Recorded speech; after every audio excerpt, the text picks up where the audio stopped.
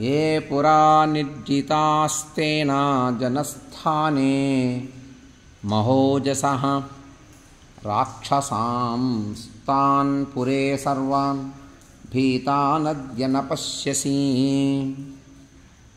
మహోదరుడు అంటున్నాడు కుంభకర్ణుడితో, మహారాజా కుంభకర్ణ, రాముణ్ణి తక్కువ అంచనా వేయకయ్యా. జనస్థానంలో రాముడు ఒక్కడే 14,000 మంది రాక్షసుల్ని వధించాడు. ఆ సమయంలో జరిగిన యుద్ధంలో ఎందరో రాక్షసులు రాముడు చేతిలో దెబ్బలు తిని రాముడు బాణాలకి శరీరాలు గుల్లైపోయి లంకాపట్టణంలో ఏ పని చేయలేక అట్లా ఉండిపోయారు. భయభ్రాంతులు చెందుతున్నారు రాముడంటే. అట్లాంటి రాముడితో యుద్ధం చేస్తావా కుంభకర్ణ? కాస్త ఆలోచించవయ్యా అన్నాడు మహోదరుడు. తం సింహమివ సంక్రుద్ధం రామం దశరథాత్మజం సర్పం సుప్తమహో బుద్ధ్యా ప్రబోధయితుమిచ్చసి. కుంభకర్ణ, రాముడంటే ఏమనుకున్నావు? కోపించిన సింహం వంటివాడు, నిద్రపోతున్నటువంటి సర్పం వంటివాడు. సింహానికి కోపం వచ్చినా ప్రమాదమే. నిద్రపోయేటటువంటి సర్పాన్ని, విషసర్పాన్ని నిద్రలేపినా ప్రమాదమే. అటువంటి రాముడు జోలు వెళ్ళకయ్యా. నిద్రపోయేటటువంటి సర్పాన్ని నిద్రలేపకు, కోపించిన సింహం జోలు పోకు. అటువంటి వాడు రాముడు. ఆలోచించి నడుచుకో కుంభకర్ణ అన్నాడు మహోదరుడు. రావణుడు సభలో ఈ చర్చ అంతా కూడా నడుస్తూ ఉంది. తం సింహమివ సంక్రుద్ధం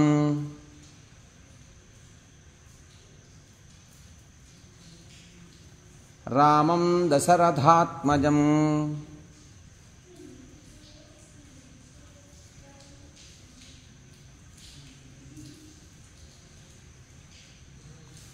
సర్పం సుప్తమహో బుద్ధ్వా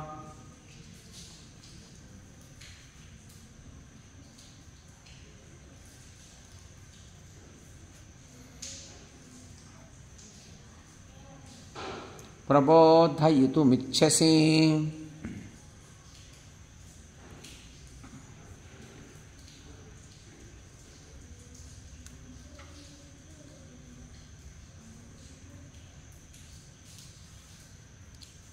కోపించినటువంటి సింహంతో యుద్ధం చేయటం కష్టం. నిద్రపోతున్నటువంటి సర్పాన్ని లేపటం కూడా ప్రమాదమే. అటువంటి వాడు రాముడు. కుంభకర్ణ, జాగ్రత్త, తొందరపడి నిర్ణయం తీసుకోకు అని మహోదరుడు చెప్తున్నాడు. జ్వలంతం తేజసా నిత్యం క్రోధేన చ దురాసదం కస్తం మృత్యుమివాసహ్యమాసాదయితుమర్హతి. రాముడు ఎలా ఉంటాడో తెలుసా కుంభకర్ణ?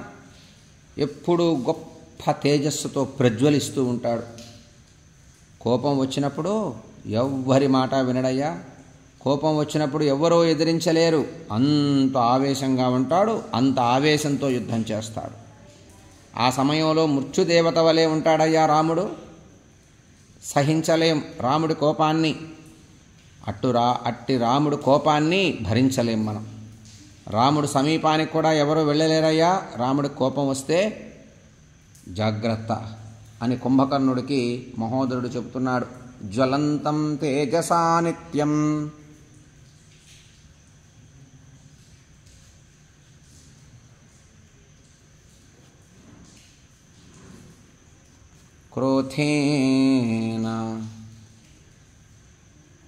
క్రోధేన చ దురాసదం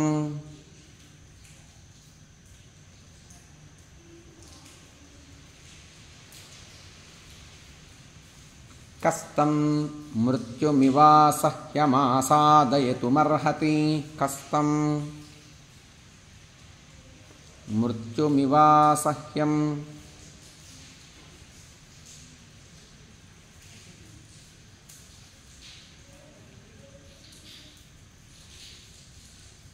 మాసాదయితు మర్హతి.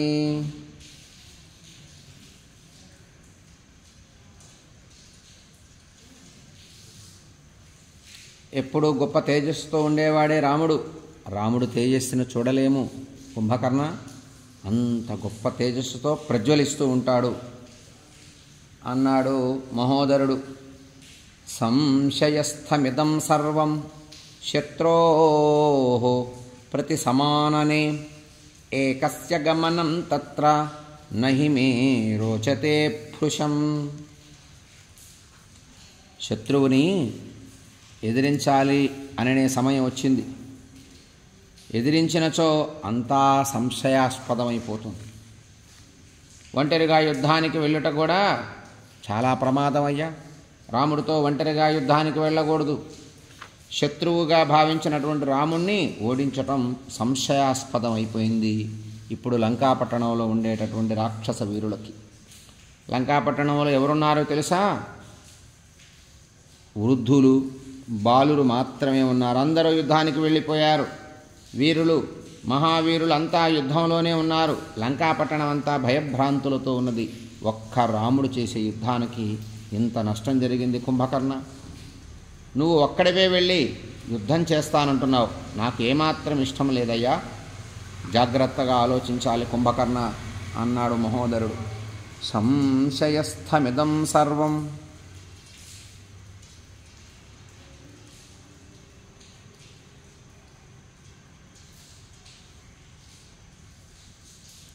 శత్రోః ప్రతి సమాననే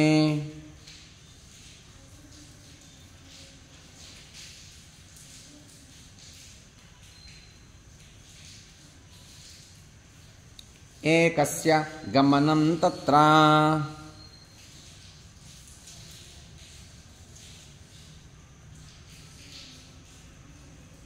నహి మే రోచతే భృశం.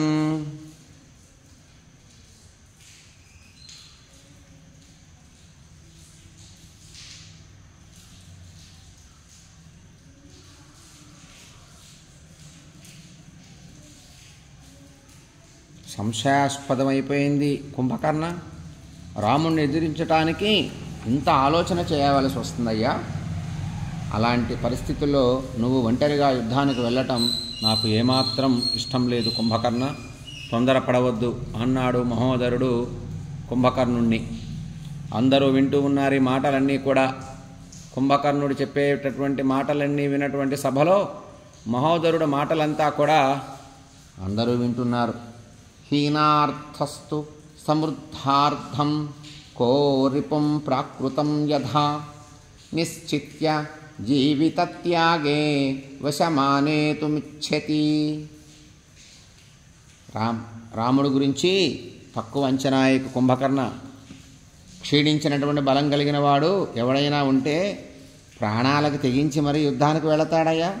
అనారోగ్యంతో ఉన్నవాడు, ఆరోగ్యం బాలేనివాడు, ప్రాణాలు క్షీణించినవాడు, వాడు ప్రాణాలకు తెగించి మరి యుద్ధానికి వెళతాడా? అంతేకాకుండా సమృద్ధమైన బలం కలిగినటువంటి వాడు యుద్ధానికి వెళతాడు. కానీ క్షీణించిన బలం కలిగినటువంటి వాడు ఎవడైనా యుద్ధంలో పాల్గొంటాడా? శత్రువును ఓడించగలడా అలా వెళ్ళి? బలం కలిగినటువంటి వాడు మాత్రమే యుద్ధానికి వెళ్ళి శత్రువుని ఓడిస్తాడు. అలా కాకుండా కేవలం వెళ్ళి యుద్ధం చేస్తే జయం పొందలేమయ్యా కుంభకర్ణ. రాముడుని ఎదుర్కోవటం ప్రస్తుత పరిస్థితి అలా ఉన్నది. హీనార్థస్తు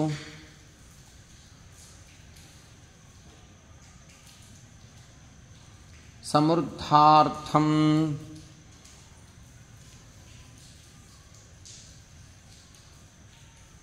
కోరిపుం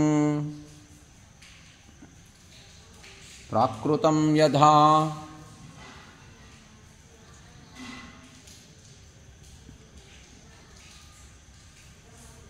నిశ్చిత్య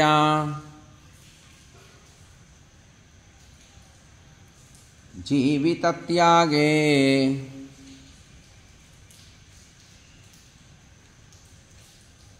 వశమానేతుమిచ్చతి.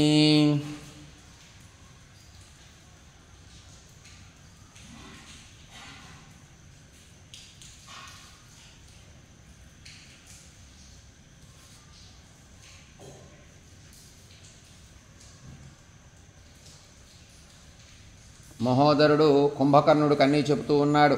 కుంభకర్ణుడు కూడా వింటూనే ఉన్నాడన్నీ కూడా.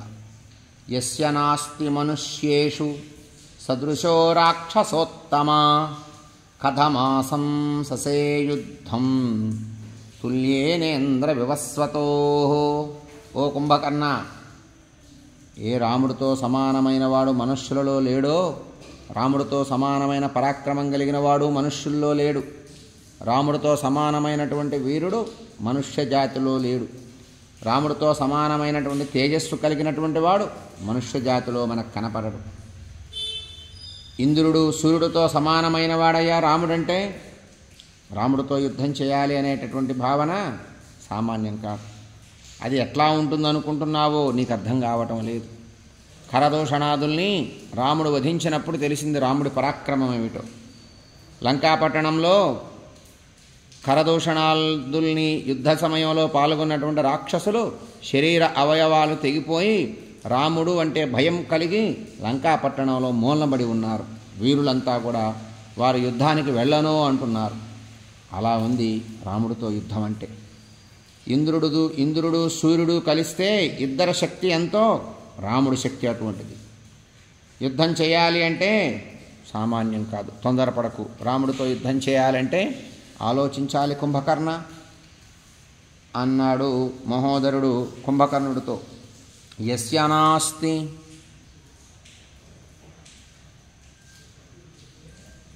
మనుష్యేషు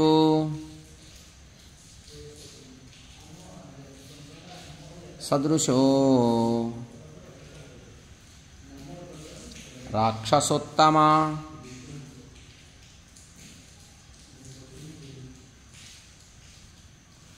కథమాసం ససే యోద్ధుం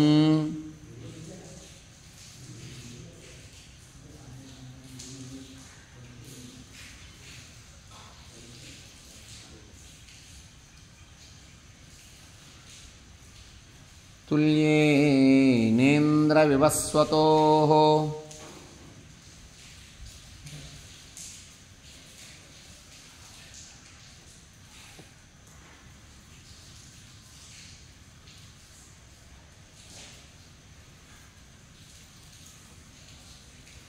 కుంభకర్ణ, రాముడితో సమానమైనటువంటి వాడు మానవ జాతిలో మనకెక్కడా కనపడ్డు.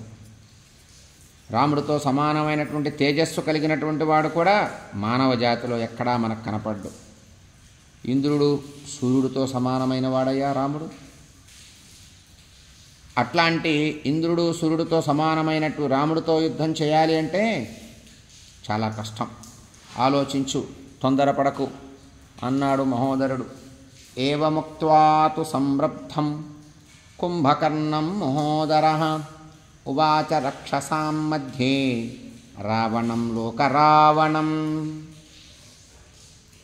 సభ అంతా తీరి ఉంది. రావణుడున్నాడు, మహోదరుడున్నాడు, అలాగే కుంభకర్ణుడున్నాడు, ఎందరో వీరులున్నారు. వారి మధ్యలో మహోదరుడు కుంభకర్ణుడితో చాలా తొందరపాటుగా ఇలా ఎన్నో మాటలు చెప్పాడు. రాముడి గురించి గొప్పగా చెప్పాడు. రాక్షస జాతి పడేటటువంటి అగచాట్ల గురించి చెప్పాడు. రావణుడు పరిస్థితి చెప్పాడు. రావణుడు లోకంలో తాను ఉన్న శక్తి సామర్థ్యాల గురించి కూడా చెప్పాడు. అట్లాగే అన్ని మాటలు మహోదరుడు చెప్పినటువంటి మాటలన్నీ కూడా కుంభకర్ణుడు విన్నాడు, ఇటు రావణుడు విన్నాడు, సభలో ఉన్నటువంటి మంత్రులు విన్నారు, రాక్షస వీరులు విన్నారు.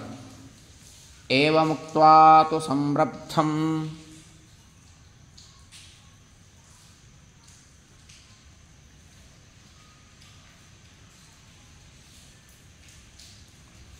కుంభకర్ణం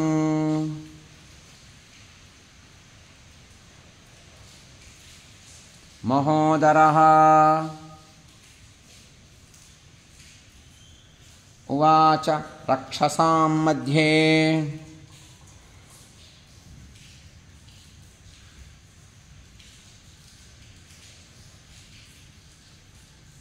రావణం లోకరావణం.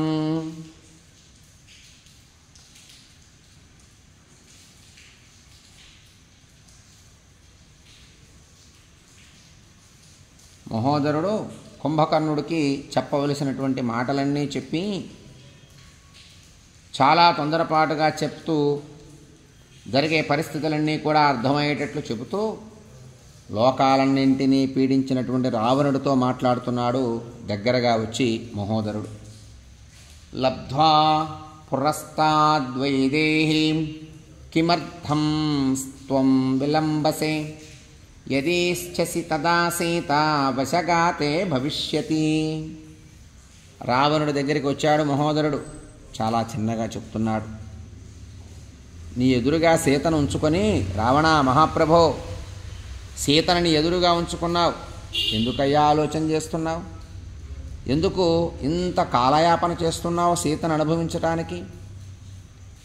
నీవు అనుకుంటే గనక నీకు తప్పక సీత లొంగిపోతుంది అని కొంచెం దగ్గరగా వచ్చి తల వంచి మరీ రావణుడికి మహోదరుడు చెప్తున్నాడు. నీవెందుకు ఆలోచిస్తున్నావు? ఎందుకు తొందరపడటం లేదు? ఎందుకు సమయం ఇస్తున్నావు సీతకి? నువ్వు అనుకో, నీకు సీత లొంగిపోతుంది రావణ అన్నాడు మహోదరుడు. నమస్కరించి సభలో కుంభకర్ణుడికి చెప్పవలసినటువంటి విషయాలన్నీ చెప్పి రావణుడికి చెప్తున్నాడు మహోదరుడు. లబ్ధ్వా పురస్తాద్వైదేహీం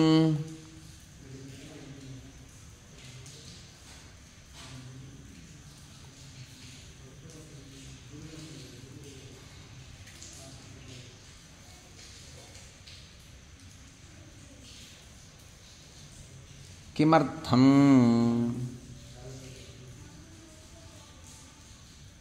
త్వం విలంబసే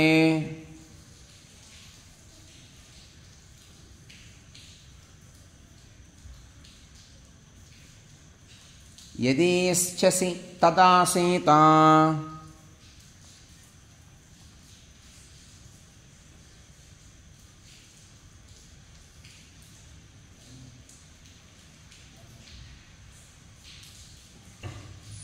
వశగాతే భవిష్యతి.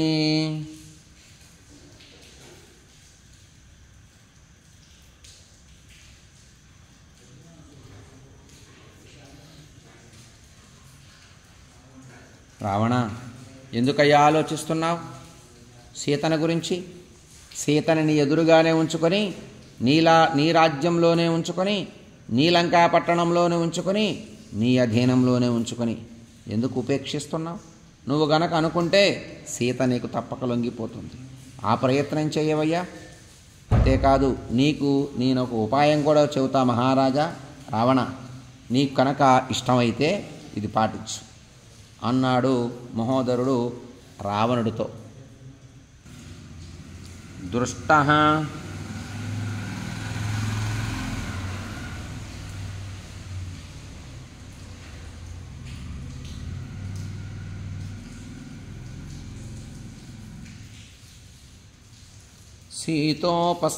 సీతోపస్థానకారకః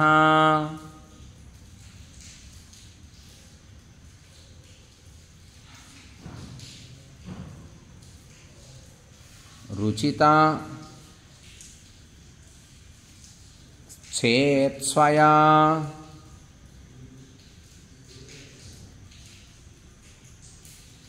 బుద్ధ్యా రాక్షసేంద్ర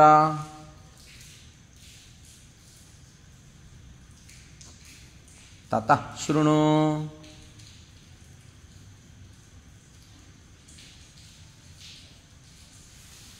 మహారాజా రావణ, నీ ఎదురుగా సీత ఉన్నది కదా, ఎందుకు ఆలస్యం చేస్తున్నావు? నీవు అనుకుంటే గనక నీకు తప్పక లొంగిపోతుంది కదా. సీత నీ దగ్గరకు వచ్చేటటువంటి ఉపాయం ఒకటి నాకు వచ్చింది మహారాజా. మీరు అనుగ్రహిస్తే నేను మీకు చెప్తా. నీ బుద్ధికి కూడా అది ఇష్టమైతే వినవయ్యా అన్నాడు మహోదరుడు రావణుడికి దగ్గరగా వచ్చి చెవులో చెప్తున్నాడు. అహం ద్విజిహ్వః సంహ్రాద్రి కుంభకర్ణో వితర్దనః పంచరామవధాయేతి నిర్యాంతీత్యవఘోషయా. మహారాజా రావణ, నేనిచ్చే సలహా ఏమిటో వినవయ్యా. అహం నేను ద్విజిహ్వః ద్విజిహ్వుడు సంహాది సంహాది అనే రాక్షసుడున్నాడు కదా, కుంభకర్ణో నీ సోదరుడైనటువంటి కుంభకర్ణుడు, వితర్దన వితర్దనుడున్నాడే వీరుడు. ఈ 5గురు కలిసి రాముణ్ణి చంపటానికై బయలుదేరి వెళుతున్నారు అని లంకాపట్టణంలో చాటింపు వేయించయ్యా. మహోదరుడు, ద్విజిహ్వుడు, సింహాద్రి, కుంభకర్ణుడు, వితర్దనుడు ఈ 5గురు భయంకరమైన రాక్షసులు అని అందరికీ తెలుసు కదా. ఈ 5గురు ఎక్కడికి వెళితే అక్కడ జయమే కలుగుతుంది అని అందరికీ తెలుసు, దేవతలకు కూడా తెలుసు. అట్లాంటి ఈ 5గురు రాముణ్ణి వధించడం కోసం వెళుతున్నారహో అని లంకాపట్టణంలో చాటింపు చేయించు. ఈ చాటింపు సీత వరకు వెళ్ళే వరకు చెయ్యాలి, సీత కూడా వినాలి అని అన్నాడు మహోదరుడు. రావణుడికి సలహా చెప్తున్నాడు. అహం ద్విజిహ్వః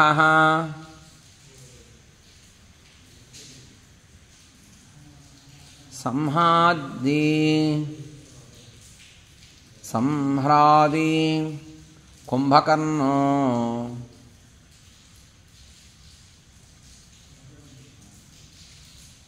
వితర్దనః పంచ రామవధాయైతే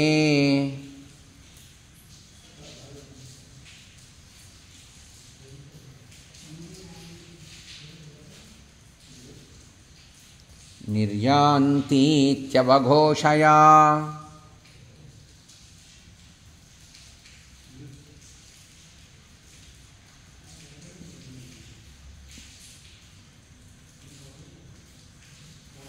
ఇలా చాటింపు వేయవయ్యా రావణ, లంకాపట్టణం అంతా వినపడాలి.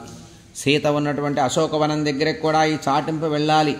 ఈ 5గురు రాముణ్ణి వధించటం కోసం బయలుదేరారహో అని చాటింపు వేయించవయ్యా శీఘ్రంగా, మిగిలింది మేము చూసుకుంటాం అన్నాడు ద్విజిహ్వుడు. మహోదరుడు అన్నాడు, తతో గత్వా వయం యుద్ధం దాస్యామస్తస్య యత్నతః జేష్యామో యది తే శత్రూన్ నోపాయైః కార్యమస్థినః.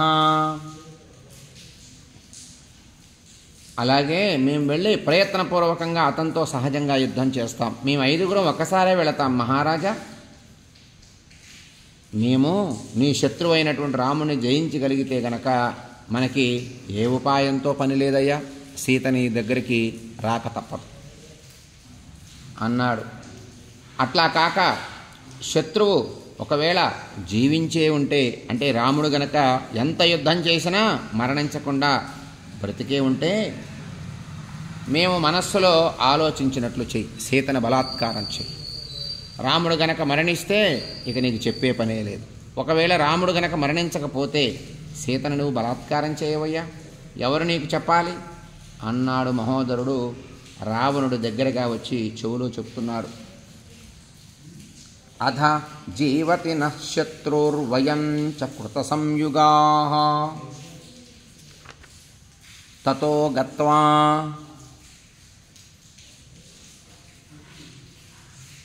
వయం యుద్ధం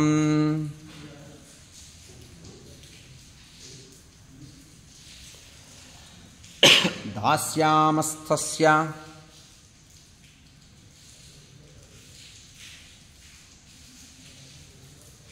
యత్నతః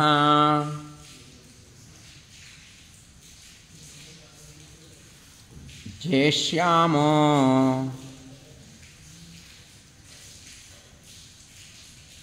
యది తే శత్రూన్ నోపాయైః కార్యమస్థినః.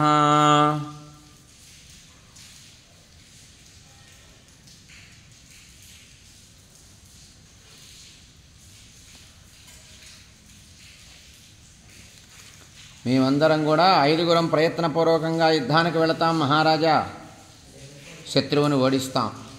ఒకవేళ గనక శత్రువుని మేమే గెలిచి రాముణ్ణి వధిస్తే ఏ ఉపాయంతో పని లేదు, నీకు స్వతంత్రత స్వేచ్ఛ కలుగుతుంది.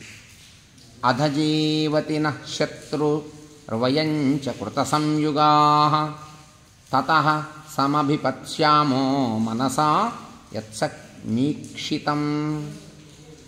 ఒకవేళ గనక మేము 5గురం వెళ్ళినా సరే రాముడు మరణించకుండా బ్రతికే ఉంటే మేము చెప్పినట్టుగా మా మనస్సులో ఉన్న ఆలోచన నువ్వు ఆచరించు అన్నాడు మహోదరుడు రావణుడితో. వయం యుద్ధాదిహైష్యామో రుధిరేణ సముక్షితాః విదార్యస్వతనుం బాణే రామనామాంకితైశ్శరైః. మహారాజా రావణ, మేము వెళ్ళిన తర్వాత యుద్ధంలో రాముడు మరణిస్తే ఎటువంటి ఉపాయం లేకుండా సీత నీకు లొంగుతుంది. ఒకవేళ గనక రాముడే మరణించకుండా ఉంటే బలాత్కారం చెయ్యి అన్నాడు మహోదరుడు. అలా చెప్పి మరలా సలహా చెప్తున్నాడు రావణుడికి. రాముడి పేరు లాంటి, రాముడు ముఖం లాంటి, రాముడు ధరించేటటువంటి బాణాల లాంటి, రాముడు చేతులు లాంటి, రాముడి శరీరం లాంటి వస్తువులు, భాగాలు, శరీర భాగాలు, తెగవేసిన మెడ, చేతులు, హస్తాలు, పాదాలు, ధనస్సు మొత్తం కూడా రాముడు వాడేటటువంటి బాణం లాంటి బాణం ఒకటి, మాయా బాణం ఒకటి తయారు చేస్తాం. రాముడు శిరస్సు లాంటి శిరస్సు ఒకటి తీసుకొస్తాం. రాముడు చేతులు లాంటి చేతులు తీసుకొస్తాం. పాదాలు లాంటి పాదాలు తీసుకొస్తాం. దాని నిండా రక్తం పోస్తాం. రక్తం పూసి తీసుకొస్తాం మీ దగ్గరికి మహారాజా. తీసుకొచ్చి చూపిస్తాం. రామలక్ష్మణులు భక్షించేశాం, మేము తినేశాం, వధించాం, రక్తం త్రాగాం అని సీత ముందు మేము మీ దగ్గరికి వచ్చి మీకు నమస్కరించి ఆ రక్తం పూసినటువంటి రాముడు శరీర అవయవ భాగాలన్నీ కూడా మీకు చూపిస్తాం. మాయా శరీర భాగాలు కదా అవి. వాటిని చూసి సీత భయపడిపోతుంది. రాముణ్ణి వధించాం, రక్తం త్రాగాం, లక్ష్మణుని వధించాం, రక్తం త్రాగేశాం అని పలుకుతూ నీ పాదాలకు మేము నమస్కారం చేసి ఆ శరీర అవయవ భాగాలు నీ పాదాల దగ్గర పడేస్తాం.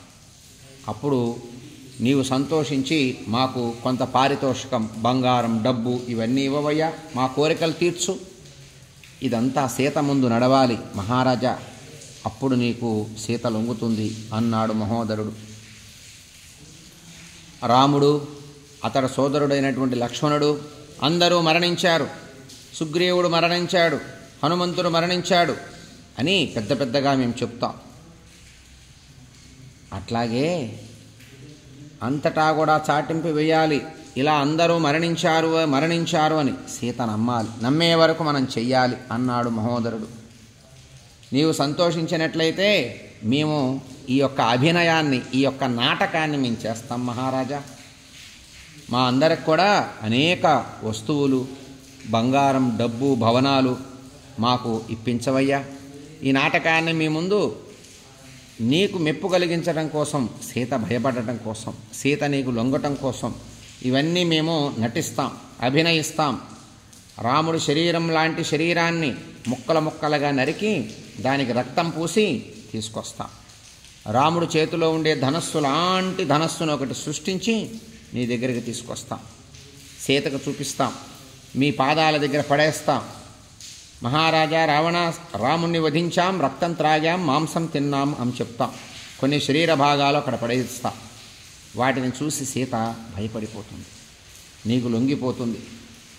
ఈ అభినయం చేసినందుకు ఈ భృత్యులకి మాకు కొంత డబ్బు, కొన్ని ఇళ్ళు, ధనము, బంగారం అన్నీ ఇప్పించి మమ్మల్ని అనుగ్రహించవయ్యా అన్నాడు మహోదరుడు. ఆ సభలో చెప్పాడు. ఒక నాటకంలాగా నడిపిద్దామని మహోదరుడు చెప్తున్నాడు. అలా వచ్చినటువంటి అందరికి కూడా పుష్పమాలలు వేయించయ్యా మహారాజా. అనేకమైనటువంటి సుగంధ ద్రవ్యాలు శరీరాలకు పూయించు, కొంత మద్యం కూడా తాపించు, వారికి ఆనందాన్ని వ్యక్తపరచు మేము చేసినటువంటి నాటకానికి అన్నాడు. ఇలా మహోదరుడు చెప్పటాన్ని అంతటా కూడా అందరూ వింటూనే ఉన్నారు. అనేక రత్నాలు ఇవ్వవయ్యా మా అందరికీ అన్నాడు. కింకరుల్ని పోషించేటటువంటి వాడివి మహారాజా నువ్వు అని రావణుణ్ణి పొగుడుతూ రావణుడు ముందు ఒక నాటకం గురించి, నాటకం ఇలా ఆడదామని చెప్పాడు. భయాన్ని, శోకాన్ని కలిగించేటటువంటి కపటోపాయాలు సీత ముందు మనం చూపించాలి. సీతకి ఇవి చూపిస్తే నీకు వశమవుతుందయ్యా, భయపడుతుంది, రాముడు లేడు కదా అని అప్పుడు నమ్ముతుంది, అప్పుడు నీకు సొంతం అవుతుందయ్యా. భర్త మరణించాడని తెలుసుకొని సీత నిరాశ్రయులాలై, స్త్రీ సహజంగా తేలిక బుద్ధి కలిగినటువంటిది, ఆశ్రయం లేకపోతే లొంగిపోతుంది, ఎవరో తోడు లేకపోతే లొంగిపోతుంది. సీత కూడా అటువంటిదే. నీకు లొంగిపోతుందయ్యా, రాముడు లేడు కదా అని, నీకు వశురాలు అవుతుంది, వశురాలు కాగలదు కూడా మనం ఆడేటటువంటి నాటకంలో అన్నాడు మహోదరుడు. రావణుడి దగ్గరకు వచ్చి ఒక కథలాగా చెబుతున్నాడు, ఇలా మనం అంతా నటిద్దాము అని. రాముణ్ణి ఎదుర్కోవటం సామాన్యం కాదు అని కుంభకర్ణుడికి చెప్పి, రావణుడి ముందు యుద్ధానికి వెళతాం, ఒకవేళ గనక యుద్ధంలో మేము గనక ఓడిపోతే సీతను బలాత్కారం చెయ్యి, ఒకవేళ రాముడే మరణిస్తే సీత నీకు లొంగిపోతుందయ్యా అని సలహా చెప్తున్నాడు. అందరూ వింటున్నారు కూడా ఇదంతా. అంతేకాదు రావణ, సీత పూర్వంలో అనేక సుఖాలతో పెరిగింది, బాగా సుఖపడింది. అటువంటి ఆవిడ ఈ మధ్యకాలంలో సుఖపడటం లేదయ్యా, దుఃఖంతో కృషించిపోయింది, ఆహారం లేక మనిషి నశించిపోయింది. అట్టి ఆవిడ నీ మీద ఆధారపడుతుంది, నన్ను అనుగ్రహించు అని నిన్ను కోరుతుంది రాముడు మరణించిన తర్వాత. నేను బాగా ఆలోచించే ఈ నిర్ణయం చేస్తున్నాను, ఈ సలహా చెప్తున్నాను మహారాజా. రాముణ్ణి చూడగానే అనర్థాలు కలుగుతాయి, ఇక్కడ ఉండగానే యుద్ధం చేయకుండానే గొప్ప సుఖం లభిస్తుంది. నువ్వు రాముడి దగ్గరికి వెళ్ళే పని లేదు, రాముడితో యుద్ధం చేసే పని లేకుండా నేను చెప్పిన సలహాని పాటించవయ్యా మహారాజా, నీకు మంచి జరుగుతుంది, మేమున్నాం కదా, మేము చూసుకుంటాం, ఈ నాటకాన్ని నడిపించు అన్నాడు మహోదరుడు రావణుడితో. సైన్యం అంతా నశించిపోతుందయ్యా, ఇలా యుద్ధానికి వెళ్ళిన వాళ్ళంతా మరణిస్తూనే ఉన్నారు, రాముడి దగ్గర ఎవ్వరూ బ్రతికి ఒక్కడు లేడు, మొత్తం చనిపోయారు. అనుమానంగా ఉంది, కుంభకర్ణుడు వెళుతుంటే కుంభకర్ణుడు ఏమవుతాడు అని. ఆ సమయంలో మనం ఈ ఆలోచన చేయాలి. గొప్ప కీర్తి కలిగేటటువంటి, గొప్ప యశస్సు కలిగేటటువంటి, ఐశ్వర్యం కలిగేటటువంటి సలహా మీకు చెప్తున్నా మహారాజా, నీకు మంచి జరగాలని కోరుకుంటున్నాను అని మహోదరుడు రావణుడి దగ్గరికి వచ్చి నమస్కరించి ఒక కపటోపాయాన్ని చెప్పాడు. ఇది మనకి ఈ సర్గలో కనబడుతుంది. 64వ సర్గలో. 65వ సర్గలో రావణుడు ఎలా స్పందిస్తాడు, రావణుడికి మహోదరుడు చెప్పినటువంటి సలహాని పాటిస్తాడా, లేక కుంభకర్ణుడు అప్పటికే సిద్ధమై ఉన్నాడు యుద్ధానికి, ఆ వెళ్ళేటటువంటి యుద్ధ సమయంలో యుద్ధానికి వెళదామనుకున్నప్పుడు ఈ మహోదరుడు అడ్డు తగిలి ఈ కపటోపాయాలన్నీ చెప్పాడు. ఇవన్నీ విన్నటువంటి కుంభకర్ణుడు ఎలా స్పందిస్తాడు మనం రేపు పారాయణ చేసుకుందాం. ఏతత్ఫలం హనుమత్ సీతా లక్ష్మణ భరత శత్రుఘ్న సమేత శ్రీరామచంద్రస్వామి దేవతార్పణమస్తు. ఏవమేతత్పురావృత్తమాఖ్యానం భద్రమస్తు వః. ప్రవ్యాహరత విశ్రబ్ధో బలం విష్ణోః ప్రవర్ధతాం. లాభస్తేషాం జయస్తేషాం కుతస్తేషాం పరాభవః. ఏషామిందీవరస్యామో హృదయే సుప్రతిష్ఠితః. కాలే వర్షతు పర్జన్యః పృథివీ సస్యశాలినీ. దేశోऽయం క్షోభరహితో బ్రాహ్మణా సంతు నిర్భయాః. కావేరీ వర్ధతాం కాలే కాలే వర్షతు వాసవః. శ్రీరంగనాథో జయతు శ్రీరంగశ్రీశ్చ వర్ధతాం. స్వస్తి ప్రజాభ్యః పరిపాలయంతాం న్యాయేన మార్గేణ మహిం మహీషాః. గోబ్రాహ్మణేభ్యः శుభమస్తు నిత్యం. లోకాः సమస్తాः సుఖినో భవంతు. మంగళం కోసలేంద్రాయ మహనీయ గుణాబ్ధయే చక్రవర్తితనూజాయ సార్వభౌమాయ మంగళం. రాజా రామచంద్ర ప్రభు కీ జై. సీతామాతకు జై. లక్ష్మణస్వామి కీ జై. పవనసుత హనుమాన్ కీ జై. వాల్మీకి మహర్షి కీ జై. నారద మహర్షి కీ జై. బ్రహ్మదేవునకు జై. శ్రీమద్ రామాయణ గ్రంథరాజమునకు జై. ఏతత్ఫలం శ్రీరామార్పణమస్తు. జై శ్రీరామ్.